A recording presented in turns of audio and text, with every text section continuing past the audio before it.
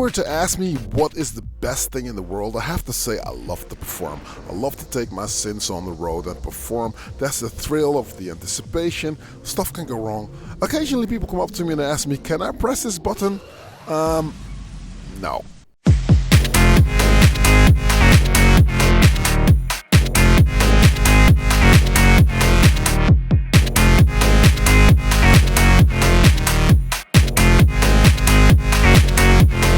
Hey and welcome, I'm Analog Kitchen and thank you for checking out yet another video. Now if this is your first time here, don't hesitate to click subscribe and hit that notification bell. Whenever I upload a new video, you'll be kept in the loop and you'll not miss out on anything. This is a new video format as I'm not trying to be loop up here. I'm not directly talking to you on screen, but you know what? A lot of people ask me, hey, how do you perform? Of course, it's a little bit of a pun, but it has happened that people came up to me and said, like, do you know what all the buttons do? Can I press this button? No, you can't. What I do get a lot though is a lot of people actually asking me like, okay, so you're performing, I understand what you're doing, but you're flying a Boeing 747 here. What do the knobs do? How do they work? How do I perform? How do I start? Where can I buy that stuff? How do I connect it? And if I got it connected, how do I transition from one song into the next? And there's so many different ways that lead to Rome, which is really cool. That makes this whole performing live community vibrant. Speaking of communities, if you want to join up, do check out patreon.com/analogkitchen, where you can bridge yourself into Discord, and that's where we just after this video on Friday nights, we always do these video chats. It's really cool. The whole world comes together. A proof of it is the dance carousel, which was last week's video. If you didn't check it out, go and check it out. Dance carousel, it's very nice. So, back on topic, a lot of people ask me like, how do you perform? What do you do? How would you contemplate your next move? And I've never actually just looked at it from a helicopter view actually, and that's what this video is today. Now it might get a little technical here and there, but you have to just think of it this way. If you want to know what's actually happening, you want to learn something, you have to take the rough with the smooth. With that said, fasten your seatbelts and let's get into the video. So how this is going to work is that I will play a set of what I've done, say maybe 30-35 minutes of how I played, and I will at certain points stop the video and narrate to what is happening or what has happened or both. Before we get there though, I got a still of everything that I'm using so that you know what's going on, and I will explain to you what that is. Now, top to bottom, you'll see a screen in screen. That's the Octatrack, because the Octatrack is my go-to brain. That's where everything happens. The MIDI just gets distributed from there, and the audio will get distributed from there. So it is a drum machine that I have programmed with drum sounds, as well as MIDI elements that can be played. So I can address the Minitar and I can address the Micro Freak there. So there you go. Then in terms of effect pedals, I am using the Boss DD500 as well as the Strymon Blue Sky on the Minitar, because I do firmly believe that if you want to get a sound to really live, especially if it's an analog monophonic synthesizer, then it will work if there's no onboard effects on there to, you know, look at, guitar pedals. Mind you though, not every pedal works on a synthesizer. When you are contemplating on what pedal to buy, really do some research, because certain pedals just won't work. The pedals that I'm using here is that they really work on synths well. Strymon, Eventide, I think Boss, those are pedals that you can safely use. Now, on the Micro Freak, I have got a combination of two effects into one. It's a reissue of the RE20 of the old school Space Echo by also by Roland, and yeah, it's cool. It sounds well, does what it does, and that is taking care of the Micro Freak. Now, there's a little EPM8 mixer that I'm currently using to make sure that all the sounds get where they need to go, get summed in the mixer, and then get shipped out. Now, without further ado, I'll start with some white noise on the DFAM getting triggered from the almighty Micro Freak, and let's see how we can actually work it. The guys on screen here are Chronische Vermoeidheid. They were my support at that night. There were more DJs playing. Danny, Euphorics, he was playing.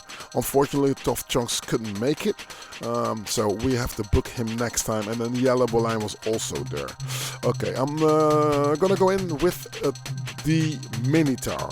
For now, I'm going to shut up, and I will come back in a second and explain more. Enjoy, and then turn up your volume.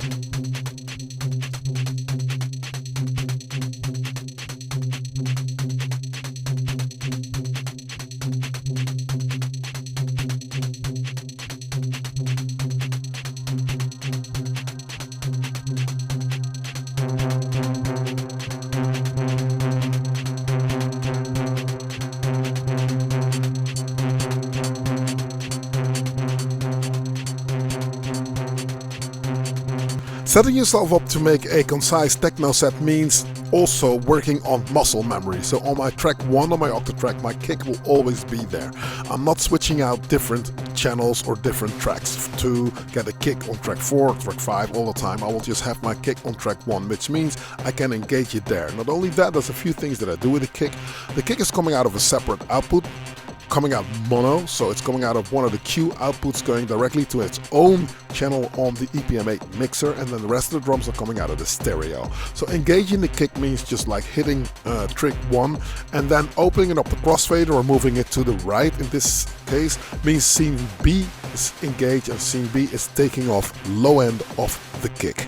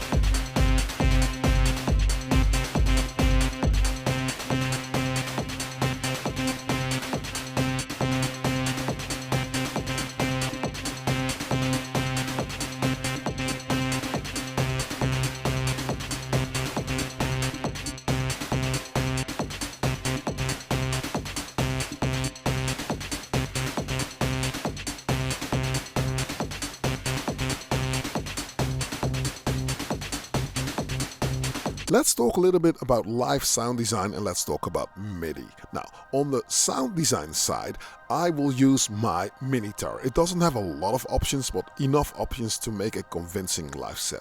I can detune one of the 2 oscillators, I can use the filter, I can use the envelopes, and I really like it. So short percussive notes will make a different impact as opposed to longer notes. Now, on the MIDI side of things, I will address it from the Octatrack, so on MIDI channel 10, which is just randomly picked, that's my ID for my Minitar, and MIDI channel 12 is where I can play the Micro Freak.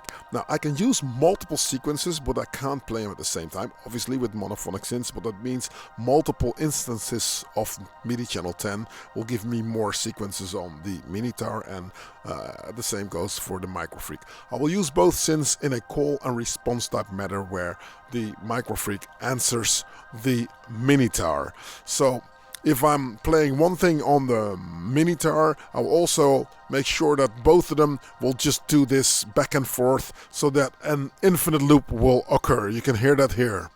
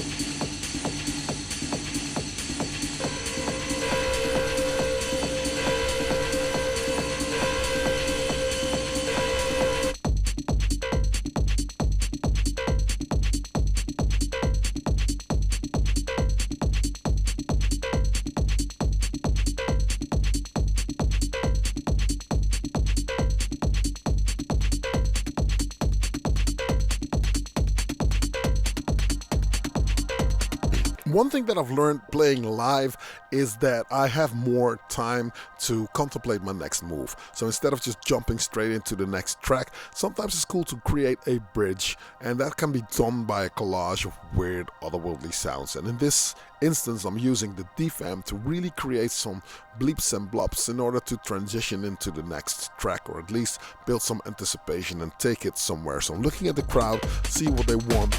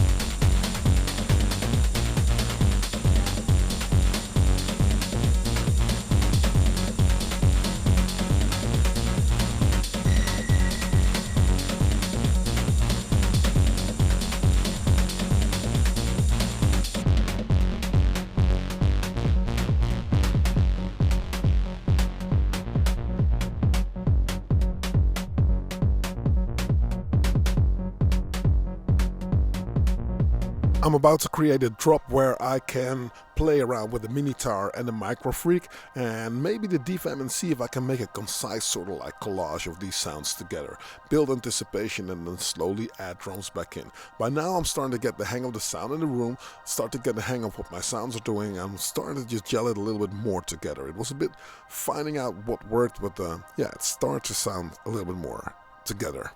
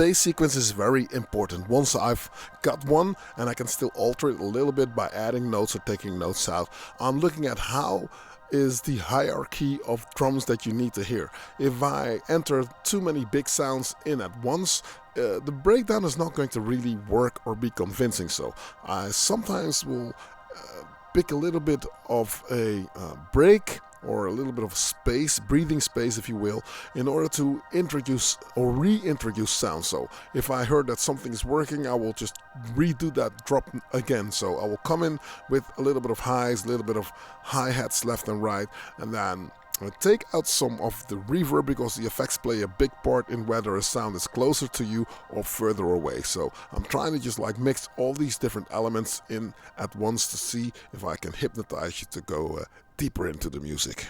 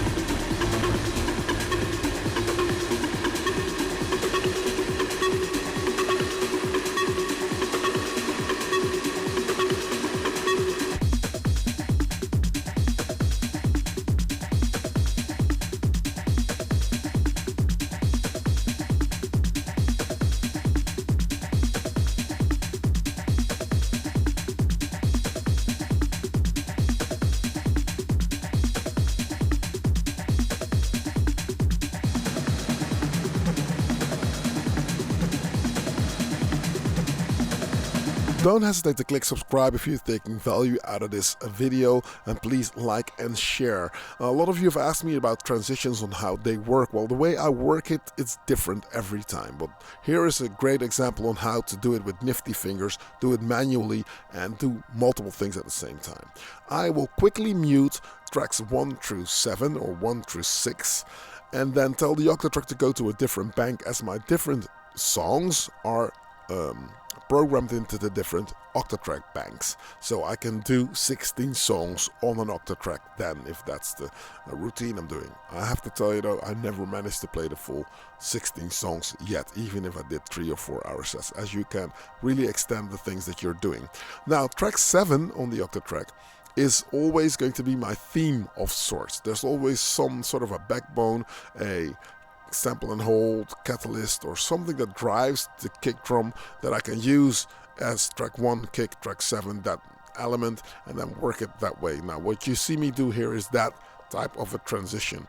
I didn't want to do transitions where I switch with a program change to have my different boxes also switch at the same time. I used to work it like that, but now I've managed to just do it differently. I will do it manually, and it's trial and error. A lot of times it goes wrong, but now I will build it up using reverb and then come in with all the drums and adding a little bit more elements one by one.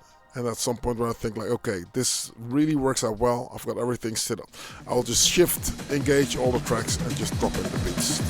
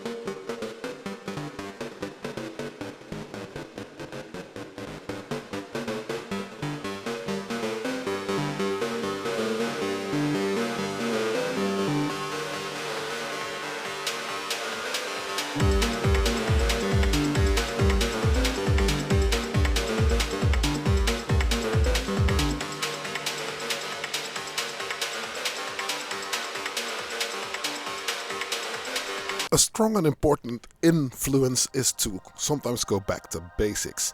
Just take it down a notch and just make sure that once the sound in the room is really stomping, you'll just go back to bass and the kick and just like have interaction with the crowd also, and then see what you can improve sound wise. Now this theme and the chords on the mini tower and the micro freak really work well together, but after I've introduced them for the first time, I will take them out and just do that drop again, because people are not sometimes that clued on that they instantly get what's going on, because they see you work all these knobs, they don't know where the sounds are coming from. So it's very good to redo it also for yourself and just reintroduce the sounds and see if you can even improve the drop that you're actually doing.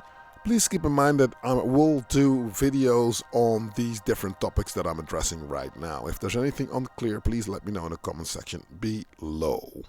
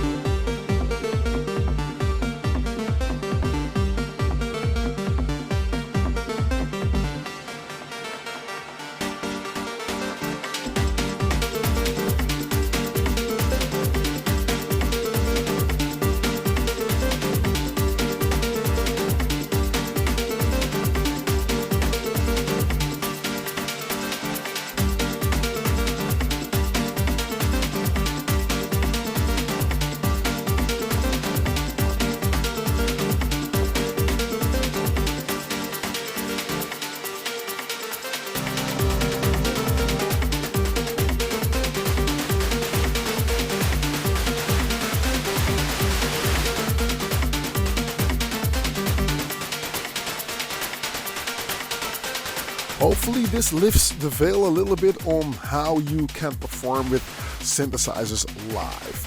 Of course, you can always consider to play piccolo or just to show up with a USB stick, which is much simpler, but where's the fun in that, right? I think this is one of the coolest things happening at the minute, and I also believe that this is going to be the future of DJing, there I said it. So I do believe that if people want to make a difference or want to stand out performing live, that this would and is going to be the way.